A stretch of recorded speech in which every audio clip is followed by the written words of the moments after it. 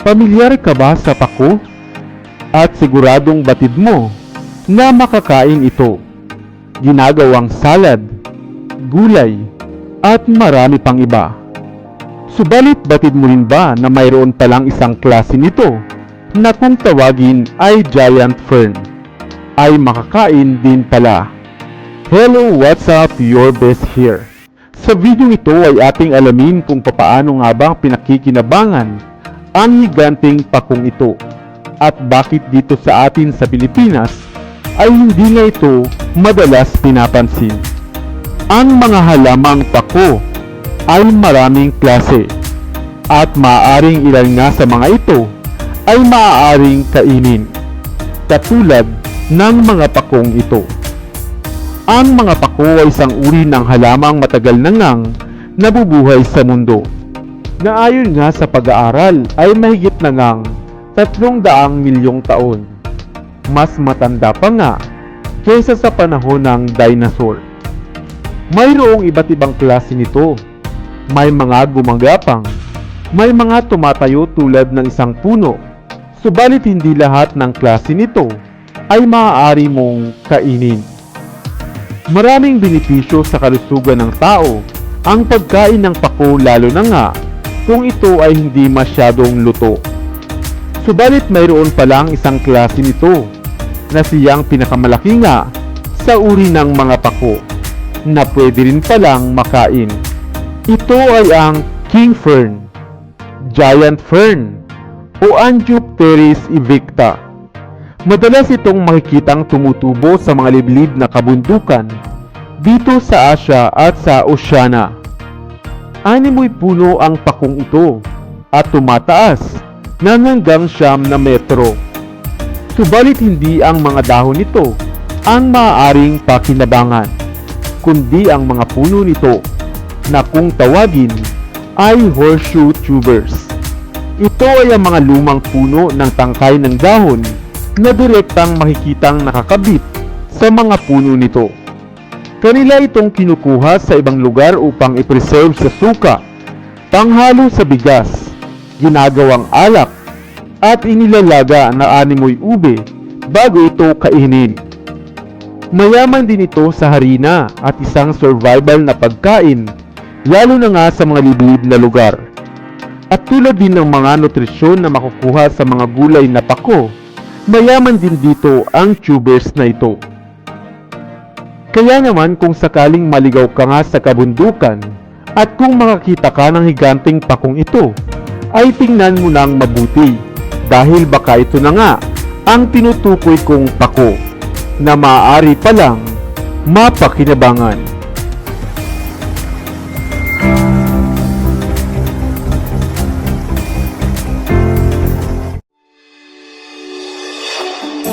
Pamilyar ba kayo sa punong ito?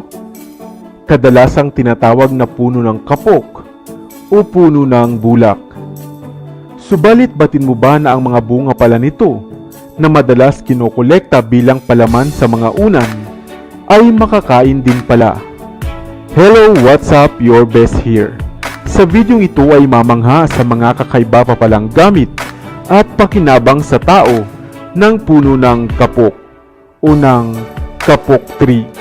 Dahil kung marami nito sa inyong lugar, ay marapat na malaman mo ito para iyong mapakinabangan. Ang kapok o puno ng bulak ay isang tumataas na uri ng puno sa hanay ng Malvaceae family. Native ito sa bansang Mexico, Central America, at gayon din naman sa Asia at Africa. Ang punong ito ay kilala sa ibang katawagan bilang silk cotton tree, kabu-kabu, kekabu, o kapok tree, at may binomial name na Shiba pentandra. Binansagan itong kapok dahil sa mga bulak na maaaring makuha sa mga natutuyong bunga nito na kadalasang ipinapalaman sa mga unan, lalo na nga sa mga probinsya. Tumataas ang puno ng kapok hanggang 73 metro at minsan ay 77 metro na siyang ang naitalang pinakamataas na puno nito na matatagpuan sa Africa. Ang mga bulaklak ng kapok ay mainam naman na pinagmumulan ng nektar para sa mga bubuyog at mga paniki. Subalit maaari mo rin palang kunin, i-blanch upang kainin. Ang mga bunga naman ito ay naglalabas ng mga puting fiber o bulak sa tuwing ito ay matutuyo na. Ang bulak na ito ay madalas kinokolekta para ilagay sa mga kutson, sofa at sa mga unan, bago pa nga nadiskubre ang mga synthetic na materyales. Ang mga buto naman nito ay mayroong tinataglay na essential oils na mainam palang ginagamit sa paggawa ng sabon at ilang mga pataba o fertilizer. Subalit batid mo ba na ang bata pa palang bunga nito ay makakain din pala at may lasang maaaring maikumpara sa lasa ng okra. Madalas itong isinasawsaw sa chili sauce o kaya naman ay iginigisa at maaari ding pakinabangan kahit ito ay hilaw pa. Mayaman ang kapok sa mga mineral katulad ng antioxidant properties nitong taglay at sa pagiging nitong isang anti-diabetic. Mahusay din ito sa mayroong diarrhea at mabilis na nagpapahilom ng sugat. At syempre marami rin itong magandang dulot sa pagtulog kung ito naman ay gagamitin mong bilang palaman sa inyong mga unan. Kaya kung may mga puno ng kapok sa inyong lugar, ay mayroon ka ng idea. Ikaw, ngayon mo rin lamang ba narinig na pwede palang kainin ang bunga ng kapok? Sana ay may bago kang natutunan sa videong ito. Iwan ka naman ng comment sa comment section sa ibaba. I-like at i-share mo na rin para naman sa kaalaman ng iba. Dito na sa Best TV, tayo ay matuto. Utak mapuno ng bagong kaalaman. Dito na sa Best TV, tayo ay lumibot. Lihim na mundo ay ating matuklasan. Dito yan sa Best TV. Dito yan sa Best TV. Dito yan sa Best TV.